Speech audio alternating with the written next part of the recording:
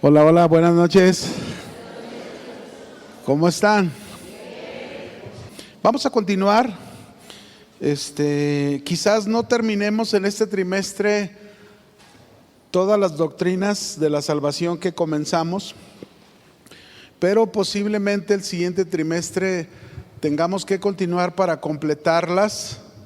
Todavía no estoy muy seguro, pero lo vamos a manejar, ¿no? En fin, dijimos, en los resultados de la justificación en Romanos capítulo 5, versículo 1. Y como tú eres un buen estudiante, ¿cuál es el primer resultado que vimos que se obtiene con la justificación? Justificados pues por la fe tenemos, ahí está el primer resultado, la paz, ¿verdad? Esta paz es un cambio en las relaciones de Dios para con nosotros.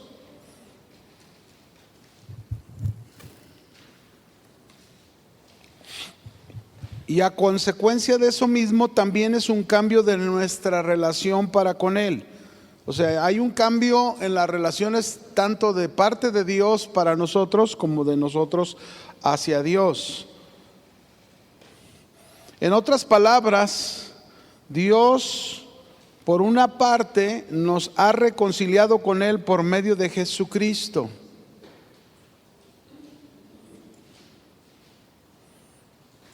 Pero por otra parte, nosotros somos reconciliados con Dios. Son dos cosas diferentes. Una es la obra de Dios por medio de Cristo que nos reconcilia, hay paz. Pero la otra parte es que nosotros somos reconciliados con Dios, es decir, nuestra relación con Él tiene un cambio, ¿no?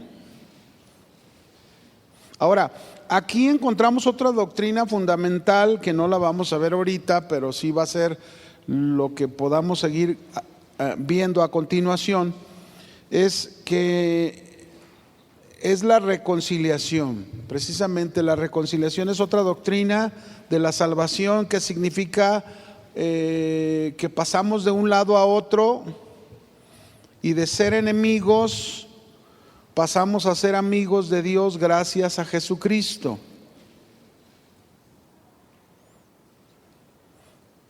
Es decir, el Dios santo y justo, fíjense bien, el Dios santo y justo no puede estar en paz con un pecador mientras éste esté bajo la culpa del pecado.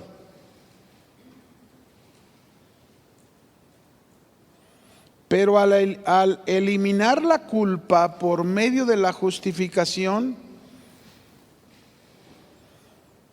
entonces se nos abre ese nuevo camino para la paz con Dios. Tenemos que comprenderlo bien. En la justificación no significa que nacemos en ese estado de paz, sino que somos llevados por la gracia de Dios como ofensores pecadores, ofensores perdonados. Y es aquí donde nosotros debemos mantenernos, ¿verdad? Ahí ya nos toca la responsabilidad a nosotros mantenernos en ese estado de paz, de ser ofensores a pasar a ser perdonados, ¿verdad? Vamos al segundo resultado. Romanos 5, verso 2, también ya lo habíamos mencionado, tenemos entrada a su presencia. ¿Tenemos qué? A su presencia. Dice el verso 2, por quien también tenemos entrada por la fe a esta gracia. La palabra gracia aquí del griego significa admisión, acceso. Eso es lo que significa la palabra gracia. ¿Y a dónde tenemos admisión, acceso? A la presencia de Dios. El sacrificio de Cristo puso fin a esa limitación que había, ¿no? Y leímos por ahí dos textos, si mal no lo recuerdo, ¿verdad? Hebreos 4:16, lo leímos. ¿Sí, no? Y Hebreos 10:19 hasta el 22. ¿Sí, no? Bien. Ahora, esta gracia que significa que podemos estar en la presencia de Dios, pero fíjense todo lo que esto representa. Podemos estar en la presencia de Dios, podemos estar en el favor de Dios, ya reconciliados, ya en paz con Dios. Podemos estar en el favor de Dios, podemos estar en los privilegios de Dios. Podemos estar en las promesas de Dios, es decir, ahí es donde ya funcionan las promesas de Dios para nosotros. Cuando somos justificados.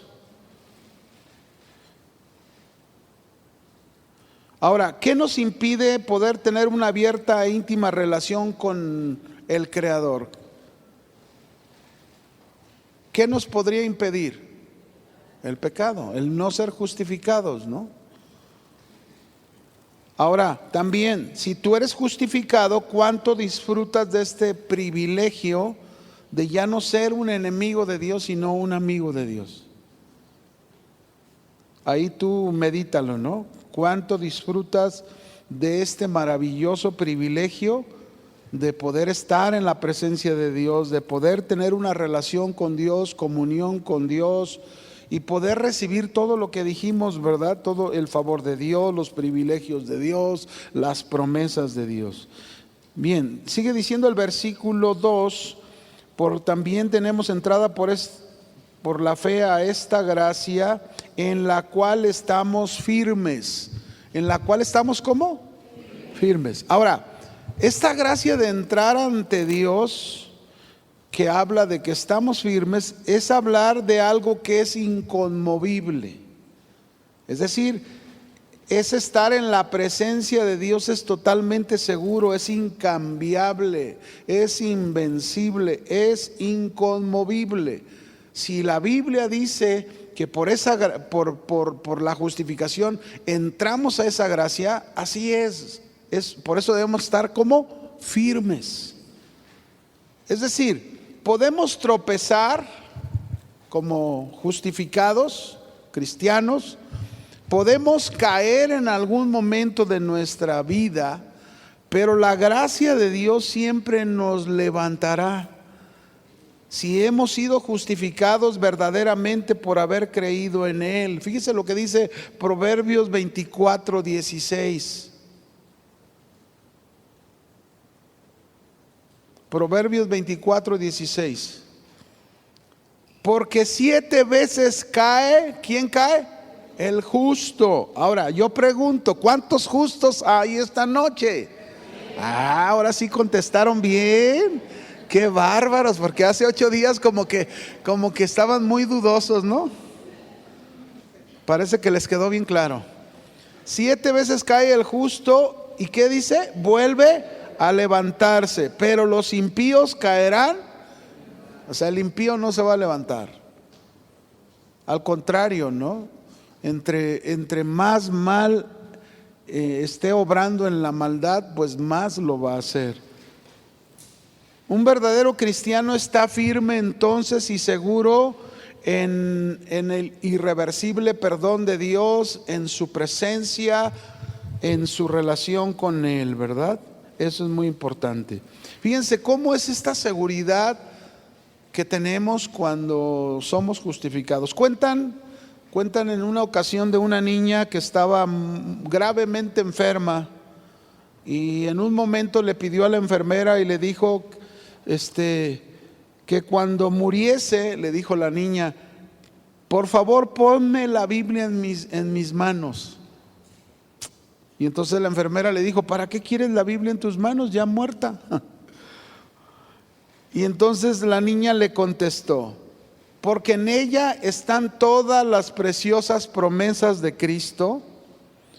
Dice que Jesús me ha ofrecido de vida eterna a los que creen en Él. Dice, de este modo, si alguien pretende impedirme entrar al cielo, le mostraría en la Biblia el lugar donde dice lo que Jesús dijo, ¿verdad?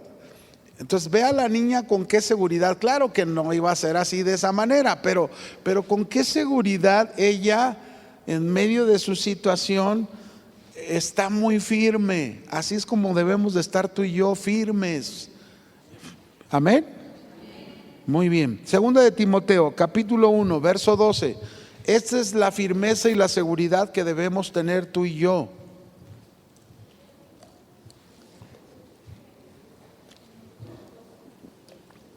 Segunda de Timoteo 1, verso 12. Pablo dijo esto: por lo cual asimismo padezco esto, lo que él estaba sufriendo, ¿no? Pero no me avergüenzo, ¿no qué? Porque yo sé a quién he creído y estoy seguro que es poderoso para guardar mi depósito para aquel día. ¿Cuántos de ustedes están seguros como Pablo? Convencidos, ¿verdad? Seguros de que nuestro Dios es poderoso para guardarnos en ese depósito hasta el día final. Ahora, otro ejemplo que sucede mucho en las familias, este tipo de ejemplos, porque quizás tenemos un papá no bien comprometido con Dios, pero tenemos a un hijo que sí está bien comprometido con Dios. ¿Ustedes creen que pasa eso a veces? Sí.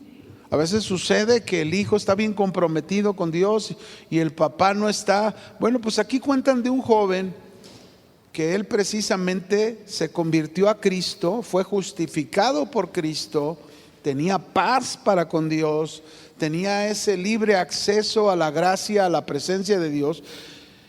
Y su padre, cuando supo que este joven se había convertido a Cristo y había hecho un compromiso de agradar al Señor, el papá se molestó mucho con él.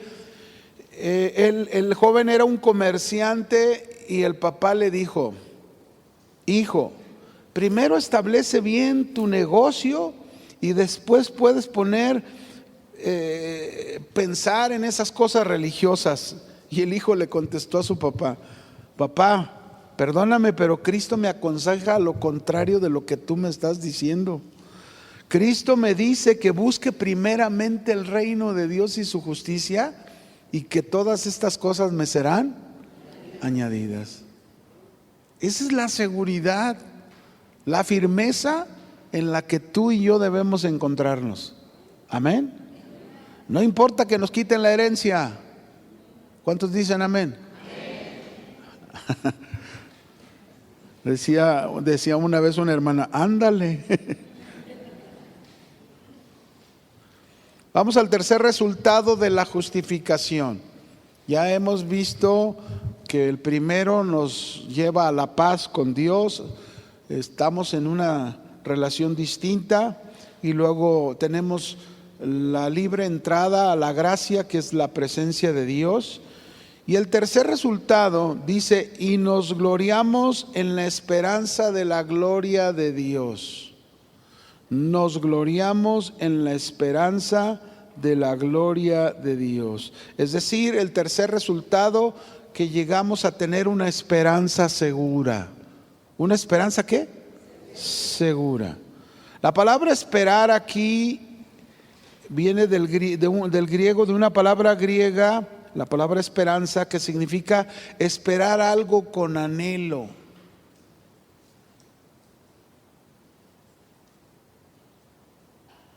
Esperar con el gozo que da la confianza de que Dios prometió llevarnos con Él.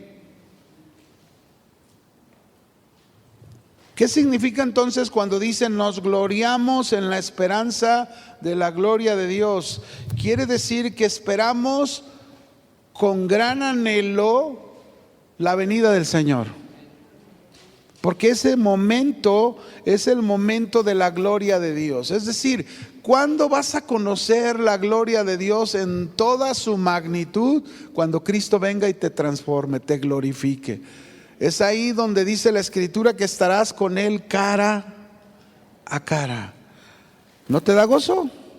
Así es como dice: nos gloriamos en la esperanza de la gloria de Dios, con el gozo que da la confianza de que Dios prometió llevarnos con Él. Es decir, un día se va a cumplir esa realidad y un día estaremos frente a frente con Dios, y todas las dudas, todas las inquietudes que tenemos y muchas cosas que desconocemos, ahí serán completamente aclaradas. Efesios capítulo 1, versículo 13 al 14.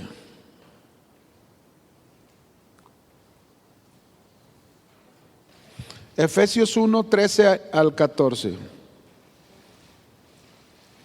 Dice, en Él, en Cristo, también nosotros, habiendo oído la palabra de verdad. ¿Cuántos ya escucharon la palabra de verdad? El evangelio de su salvación. ¿Cuántos son salvos? ¿Y saben por qué son salvos? Porque dice ahí, han creído en el mensaje del evangelio. Ahí dice, habiendo creído en Él. Y una vez que creímos en Él, dice, fuimos sellados con el Espíritu Santo de la promesa. ¿Cuántos tienen al Espíritu Santo? También eso debemos de entenderlo, ¿verdad? Porque hay quienes piensan que tener al Espíritu Santo es dar brincos, es estar de maromas, es hablar en lenguas, nada más. Así es como lo interpretan. Pero la Biblia dice que una vez que tú recibiste el mensaje del evangelio, creíste en él, entonces eres sellado con la promesa del Espíritu Santo. En el momento en que nosotros creímos en el mensaje del evangelio, Dios nos responde y nos da su Espíritu Santo. Somos sellados con él. Verso 14, que es las arras de nuestra herencia. A ver, aquí vamos a interpretar arras de nuestra herencia hasta la redención de la posesión adquirida para alabanza de su gloria.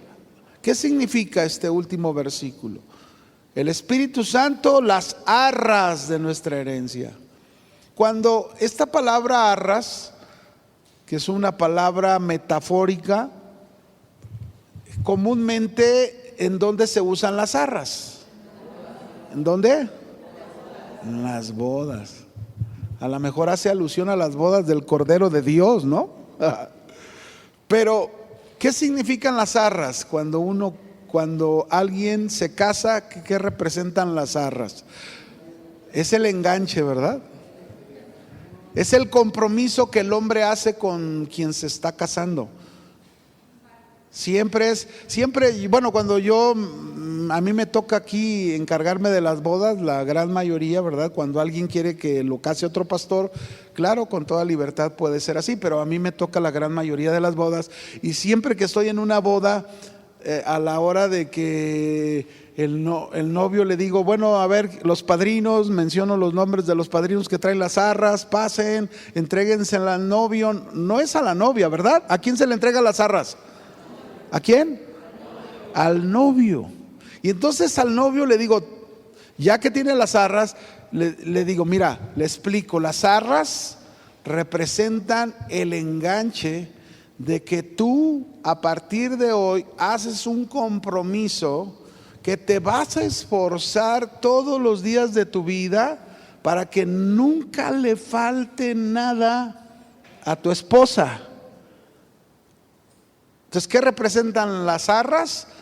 Un compromiso de que él con las arras está diciéndole, nunca te va a faltar nada. Bueno, ahora en el entendido de lo que representan las arras, apliquémoslo al versículo. El Espíritu Santo son las arras de nuestra herencia. Aquí hay dos palabras. Arras quiere decir es el compromiso de Dios. ¿Para quién? ¿Para quién? Es decir, Él nos entrega al Espíritu Santo como las arras, como el compromiso de Dios de nuestra herencia. ¿Cuál es la herencia definitiva que tenemos? Dice ahí, hasta la redención de la posesión adquirida. ¿Cuál es esta? Es decir, el Espíritu Santo son las arras que Dios nos da, el compromiso hasta que llegue el momento cuando nosotros estemos con Cristo Jesús. Y cuando Cristo Jesús venga por su iglesia y se la lleve, se la va a llevar a las bodas del Cordero. Ahí está la gran herencia de nosotros. ¿Se fija? Por eso nos gloriamos. ¿En qué nos gloriamos? Dice, en la esperanza de la gloria de Dios. Es decir, lo que Dios dijo lo va a cumplir, pero eso que va a cumplir es solamente con los justificados. ¿Con quién? Entonces tienes que ser un verdadero justificado por el Señor. Amén. Esta esperanza entonces es la confianza que tenemos, la confianza que tú y yo debemos de tener en la manifestación de la gloria de Dios en nuestras vidas, en la redención total. ¿Cuándo se va a manifestar realmente esa gloria de Dios en nuestras vidas? Cuando seamos glorificados. ¿Qué quiere? Esta es otra doctrina de la salvación que nos va a tocar comprenderla más adelante, pero eso es lo que pasa. Glorificados quiere decir que tú ya has sido libre en el espíritu, en el alma y en el cuerpo del pecado. Has sido transformado en toda la totalidad de tu ser, espíritu, alma y cuerpo. Ahora, tú fuiste redimido, transformado en el espíritu porque se te dio nueva vida. ¿Estamos? Estás en un proceso mientras Cristo viene por ti, donde está siendo transformada tu alma. Cuando Cristo regrese, tu alma será completamente transformada y también tu cuerpo. Este cuerpo que todavía es corrupto y que tiene que morir. Pero cuando Cristo nos dé una nueva vida y nos dé un nuevo cuerpo, ninguno de nosotros va a volver a morir, porque es para toda la eternidad. Dice Tito capítulo 2, versículo 13 y 14.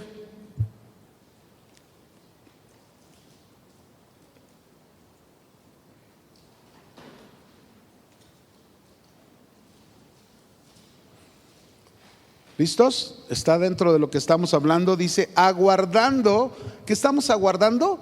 La esperanza bienaventurada y la manifestación gloriosa de nuestro gran Dios y Salvador, Jesucristo, quien se dio a sí mismo por nosotros para redimirnos de ¿cuánta iniquidad?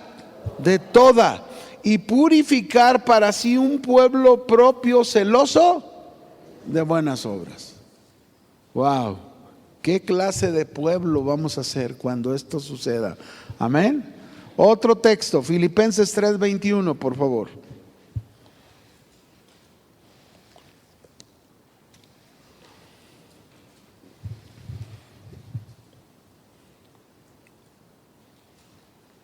Filipenses 3:21 dice, el cual, Cristo, transformará el cuerpo de la humillación nuestra, este cuerpo que tenemos, para que sea semejante al cuerpo de la gloria suya, por el poder con el cual puede también sujetar a sí mismo todas las cosas.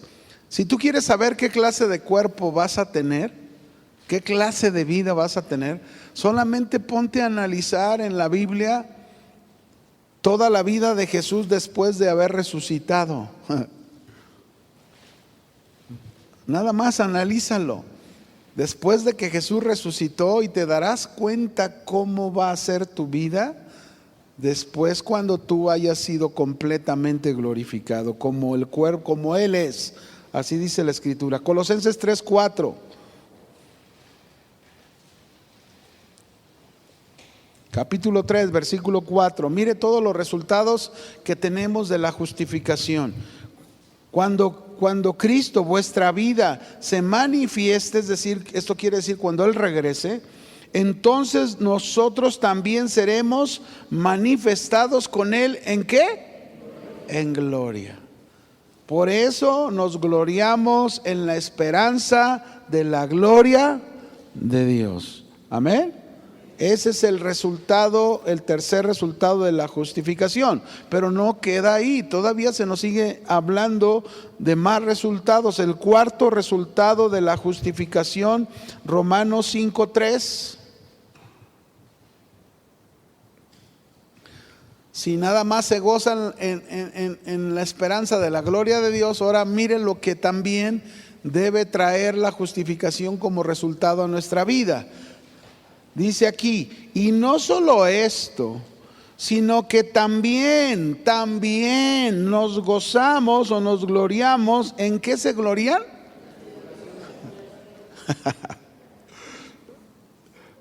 Otro resultado de la justificación aquí es gloriarnos en las tribulaciones y sufrimientos.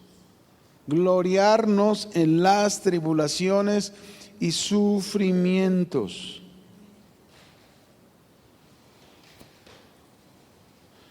En la Nueva Versión Internacional te voy a leer el versículo dice: podemos sentirnos felices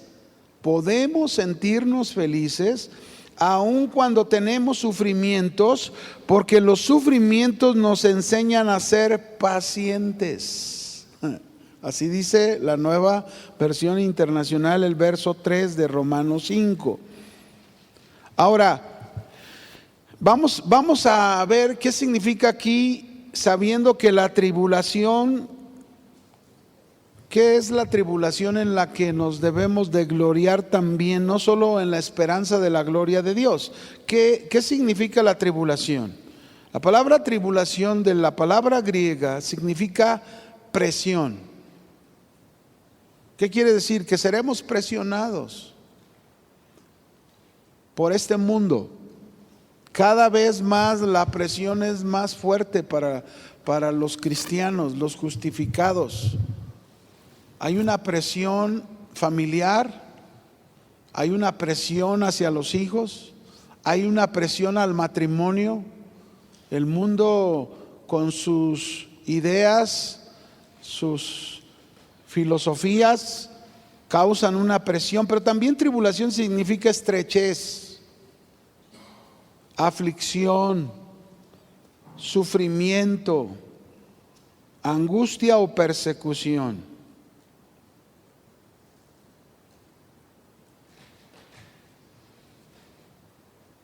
Ahora, por causa de la justificación, el cristiano ya no es derrotado por sus sufrimientos,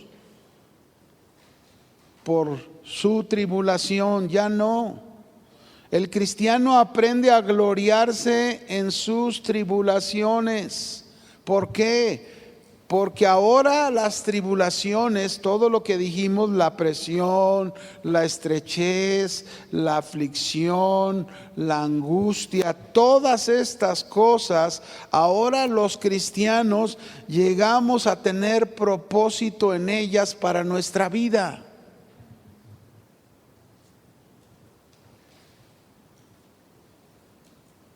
Es decir, fíjense bien, Jesús nunca nos prometió que no sufriríamos por seguirlo, ¿verdad que no? Nunca, al contrario. Pero sí nos aseguró Jesús que por su justificación aprenderíamos a ser capaces de gloriarnos en las tribulaciones o sufrimientos. Eso es lo que nos está diciendo en la escritura aquí en Romanos 5:3. Por la justificación aprenderíamos a ser capaces de gloriarnos en las tribulaciones y sufrimientos. Es decir, no solamente me gozo porque un día voy a tener el mismo cuerpo de gloria de nuestro Señor Jesucristo y vamos a vivir eternamente, no vamos a conocer más la muerte, no habrá más sufrimiento, más dolor, todo lo que nos dice la Escritura, ¿verdad? Pero sin embargo también nos dice que otro resultado es que aprendemos a sacarle provecho a nuestros sufrimientos. Yo sé que si les pregunto, yo sé que a nadie nos gusta sufrir. Este no es un evangelio de martirio, pero sin embargo, todos, aún no siendo cristianos, si nos ponemos a pensar un poco, por ejemplo, en el pasado de cada uno de nosotros, ¿cuántos de nosotros no llegamos a sufrir antes de conocer a Cristo? ¿Sí o no? Y sin embargo, cuando sufríamos sin Cristo, ¿le sacábamos algún provecho al sufrimiento? No. O sea, el provecho era que algunos se iban a la cantina y se ponían hasta atrás, porque era la manera en que ellos el hombre pensaba que podía desahogarse de sus penas, ¿sí o no? Esa es una. Pero ¿cuántas cosas el hombre no se le ocurre hacer en sus sufrimientos? Sin Cristo. Pero cuando somos justificados, tenemos a Cristo, tenemos entrada a la presencia de Dios, comenzamos a aprender nuevas cosas y ahora se nos enseña que aprendemos a gloriarnos, es decir, a gozarnos en medio de nuestros sufrimientos y padecimientos. En el Evangelio de Juan, capítulo 16, verso 33, Jesús dijo esto: estas cosas les he dicho para que en mí tengáis paz. En el mundo tendréis aflicción, pero confiad, yo he vencido al mundo. Fíjense qué bendición. Ya desde aquí tengo un versículo que me da una promesa de Dios. Acuérdense que dijimos hace un momento, cuando nos gloriábamos en la esperanza de la gloria de Dios y también en el resultado de entrar a la gracia, a la presencia de Dios, de que tenemos acceso a los favores de Dios, a los privilegios de Dios, a las promesas de Dios. Entonces aquí tenemos una promesa que en medio de mis sufrimientos, de lo que yo llegue a padecer, no estoy solo. Jesús me dice: confiad, yo he vencido al mundo. La razón de sacarle provecho entonces a cada sufrimiento en nuestra vida, de gloriarnos en las tribulaciones, no depende de nuestro esfuerzo, no depende de nuestra capacidad, sino depende de lo que Cristo ha hecho por nosotros. Por eso podemos hacerlo. Es por Él que podemos sacarle provecho a las tribulaciones de nuestra vida, por Cristo. Porque Él nos justificó y porque el resultado de la justificación es precisamente gloriarnos en las tribulaciones. Y Él nos dice: confía, yo he vencido al mundo y tú también lo vas a vencer. Es como si nos dijera eso Jesús, ¿no? En Santiago capítulo 1, verso 2 al 4, lo hemos leído también muchas veces. Hermanos míos, tened por sumo gozo cuando os halléis en diversas pruebas. ¿Qué debemos tener? Sumo gozo. Y no quiere decir que el sumo gozo es que te estés carcajeando, ¿verdad? En medio de ja, ja, ja, no pasa nada, ja, ja, ja, se está quemando tu casa y ja, ja, ja.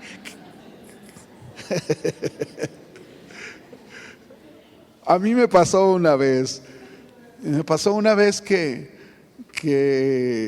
estaba trabajando en vender autos, por allá en el 91, casi a finales del año, y me estaba yendo muy bien en la venta de autos y yo traía un carrito, en ese tiempo era un Renault, ¿no? De esos Renaultcitos que se usaban, eran muy buenos, de lujo. Y yo recuerdo que lo dejé estacionado en la esquina mi carrito y me tocó guardia en la agencia. Entonces cuando salgo de la agencia después de mi guardia eran como las 5 de la tarde. Entonces me voy acercando a mi carro y lo veo muy oscuro de los vidrios y digo: híjole, ¿quién polarizó? Yo nunca le encargué a nadie que polarizara mi carro. Y entonces me acerqué más y entre más me acercaba, cuando ya estaba a una distancia, veo mucho humo circulando dentro. ¡Se quema mi carro! Llego y lo abro, y cuando lo abro, pues imagínense el aire. ¿Qué hace con el fuego el aire? Pues como que le sopla más, ¿no? Entonces fui corriendo a la agencia, yo por un extinguidor, ahí iba pasando unos policías en su patrulla, con su extinguidor trataron de apagar uno, pues era chiquito, no se apagó. Entonces traje uno de un Torton y con él lo apagué todo y ¿qué cree? Ya no había tablero, ya no había volante, ya no había asientos, todo en cenizas, todo quemado. Entonces de momento me quise sentir mal. No me carcajeé, pero sí dije: no te voy a dar el gusto, diablo. sé que detrás de esto Dios tiene algo mejor para mí.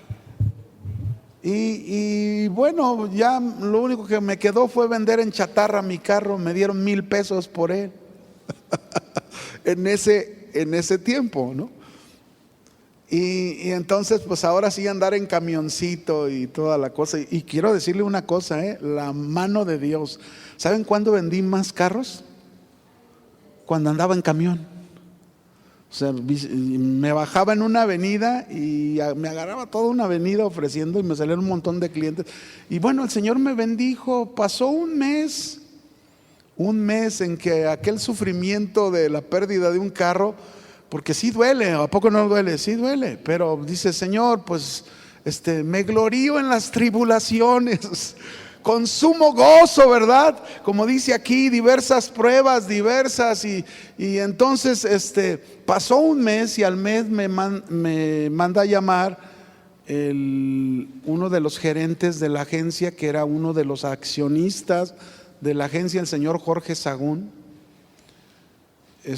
Y entonces voy a su oficina y me dice: señor Dueñas, usted en todo el año ha traído muchas utilidades a nuestra empresa y que no sé qué. Y primero pues me echó el verbo, ¿no?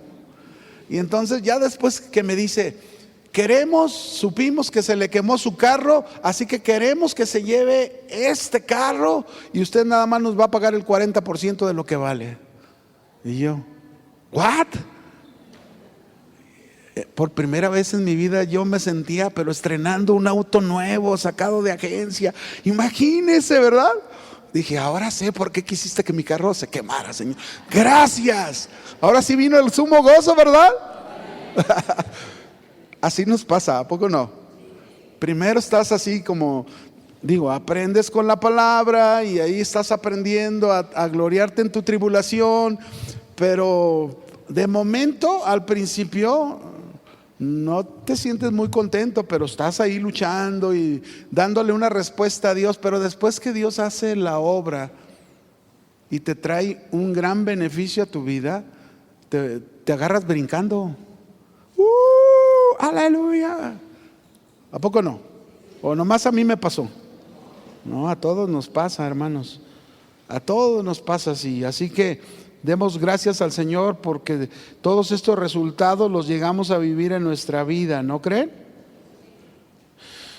La Escritura, mire, la Escritura contradice a aquellas personas que hoy enseñan que ya no tenemos por qué padecer más, pues Cristo llevó todos nuestros sufrimientos. Esta no es una doctrina sana, para que lo entienda. Y hay mucha gente que enseña esto. Yo también recuerdo una vez, hace ya años, un pastor me invitó a predicar a su iglesia. Yo acababa de haber pasado el trance del problema de mis ojos, y Dios había hecho ya la obra.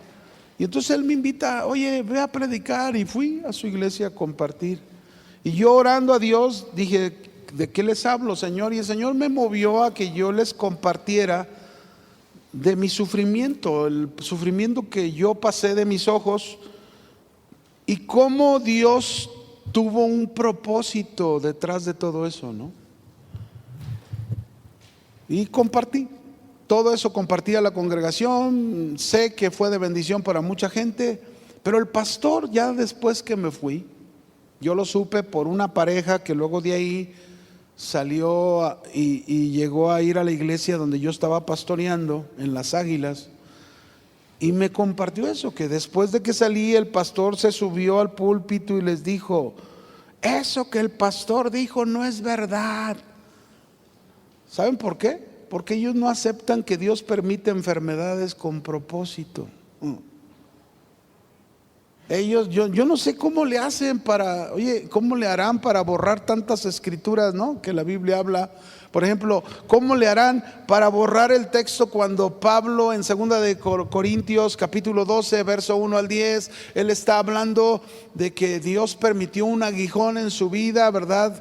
Un mensajero de Satanás para que lo abofetee y que no se enorgulleciera. Es decir, él está hablando de algo que Dios permitió en su vida para tratar con él. Y lo que estaba pasando, algunos dicen que era problemas en sus ojos, otros dicen que era una enfermedad en su cuerpo, lo que fuera, él estaba sufriendo. Y dice que él oró 3 veces a Dios: quita de mí esto. Y el Señor le dijo: bástate mi gracia, porque mi poder se perfecciona en tu debilidad. Entonces imagínense, si así fuera, este tipo de personas, lo que pasa es que tienen esa enseñanza de que ellos creen que como tú ya creíste en Cristo y Él llevó todas tus enfermedades en la cruz, tú no tienes por qué sufrir más. Eso es lo que ellos dicen. Inclusive una vez llegó una familia a la iglesia, imagínense, la niña casi muriendo, y él le decía: no la tienes que llevar con el doctor, porque si la llevas con el doctor no tienes fe. ¿Ustedes creen que eso es correcto? Pues imagínense entonces, si yo estoy súper mal, que fui con el doctor para que me pusieran trasplantes en mis 2 ojos, trasplantes de córnea, y entonces pudiera volver a ver. No tuve fe. ¿Cómo ven? Soy el más débil en la fe que todos. No, es que no es así. Dios, Él sabe cuando Él quiere hacer un milagro en una persona. Él es Dios omnisciente, que todo lo sabe, y a la vez es todopoderoso. No hay nada imposible para Él, y yo eso lo creo. Y a mí me ha tocado ver milagros impresionantes. Y cuando lo de mis ojos, lloraba: Señor, y toca este ojo, y toca este otro. Y no quiso. Él tenía un propósito muy diferente y lo cumplió, ¿sabían? Él lo cumplió.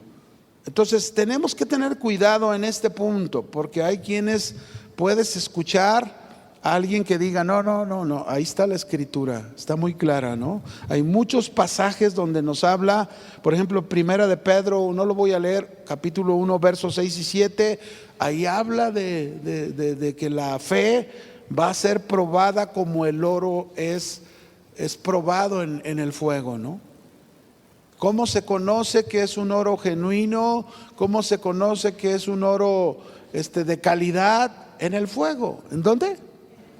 ¿Cómo se sabe que la fe es genuina, es verdadera, es una fe bien estable? Pues por el fuego, por las pruebas, ¿no? Es como realmente se sabe de que la fe es así. En fin, pero sigue diciendo ahí: y la tribulación produce, ahí está el beneficio. ¿Por qué nos debemos gloriar en la tribulación? Porque la tribulación, la aflicción, la presión, la angustia produce paciencia. ¿Qué produce? Es decir, resistencia con alegría. Eso es lo que significa paciencia aquí. Hupomone en el griego. Es como una longaniza, una paciencia larga, ¿verdad? Si tú has sido probado muchas veces en tu vida y todavía no tienes esa paciencia, híjole, agárrate.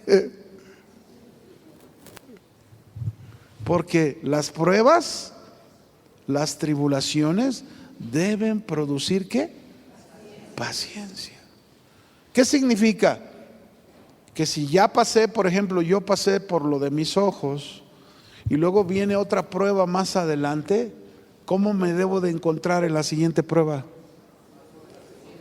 Con más paciencia, con más confianza, sabiendo que Dios va a hacer algo como ya lo hizo. ¿Me explico?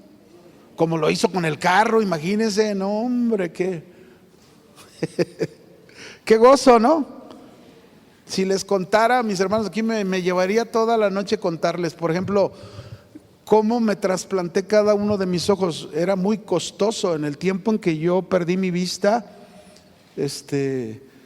me quedé sin dinero, porque la liquidación que me dieron en la empresa donde estaba, usted sabe, se fue, desapareció así. Yo había guardado un remanente le dije a mi esposa, lo vamos a guardar para en cuanto encuentre trabajo, ¿no? Pues a los 4 días, pasó lo de mis ojos y perdí la visión. Y luego después de eso fuimos con un corneólogo y ¿cuánto nos cobra? Para más de 100,000 pesos. No lo tenía. Tenía que confiar y esperar en Dios. Sin poder trabajar, sin poder producir, con 3 hijos pequeños y una esposa muy hermosa, que conservarle para que siguiera de hermosa. Entonces imagínense, no fue fácil, pero durante todo ese tiempo Dios fue tan fiel, nunca nos faltó nada. Nunca. Y luego el guardadito, yo me acuerdo el guardadito, nos quedaban ahí unos miles de pesos que pensábamos nos iba a durar unos 3 meses. Y un día en la noche al Señor se le ocurre: Sergio, quiero que mañana en la mañana temprano le lleves ese dinero a fulano, lo ocupa más que tú. Y yo dije, ¿a quién le habla? Al vecino. Imagínense, Señor, ¿cómo me pides eso si es lo único que tengo? No trabajo, no puedo producir. Mañana, en la mañana le llevas ese dinero a fulano. Voy y se lo comparto a mi esposa. Oye, mi amor, fíjate que el Señor me habló anoche y me dice, no, pues también a mí. Pues vamos a hacerlo. Y fuimos y llevamos el dinero a aquella persona, lo entregamos. ¿Y ahora qué vamos a hacer? Y luego los niños preguntándole a mi esposa, mamá, ¿qué vamos a comer hoy? ¿Qué vamos a...? Tranquilos. Ando pensando a ver qué. A las horas, mis hermanos, pasaron varias horas, ¿verdad? Llegó un hermano a la puerta, el que menos nos imaginábamos que iba a ir ahí a la casa. Llegó y timbró, y cuando timbra, dice mi esposa que abrió, era una hilera de bolsas de despensa. El Señor le puso en su corazón bendecirnos. Entonces hagan de cuenta que nos llenó refrigerador, nos llenó alacenas para 3 meses. Y luego todavía se pasó y habló conmigo ahí en la sala. ¿Y cómo te sientes? ¿Cómo estás? Pues yo me sentía, la verdad, muy mal. Pues imagínense, sin poder producir, sin poder ver, sin poder leer, no podía hacer nada. No podía instruir la palabra. Ya era pastor en La Laja, en un lugar donde me habían enviado, y ya no podía seguir porque no podía ver. Y entonces ahí estuvimos platicando, y al final, ya con esto termino, ¿me aguantan? Entonces ya cuando se va a ir, mi esposa lo acompaña a la puerta para despedirlo, y luego saca un puño de billetes y se los da a mi esposa. El Señor puso en mi corazón, tengan, y se va. Y entonces pasa mi esposa y me dice, ¿qué crees? Cuéntalos. Y los contó. ¿Saben cuánto dinero era? Exactamente lo mismo que en la mañana Dios nos había pedido que se lo entregáramos a otro hermano. Y yo sentí que Dios me dijo, mira, toma, te regreso lo que me prestaste, y de pilón te llené toda la alacena y el refrigerador. Que el Señor les bendiga, hermanos. Vamos a gloriarnos en las tribulaciones, amén. Cuídese.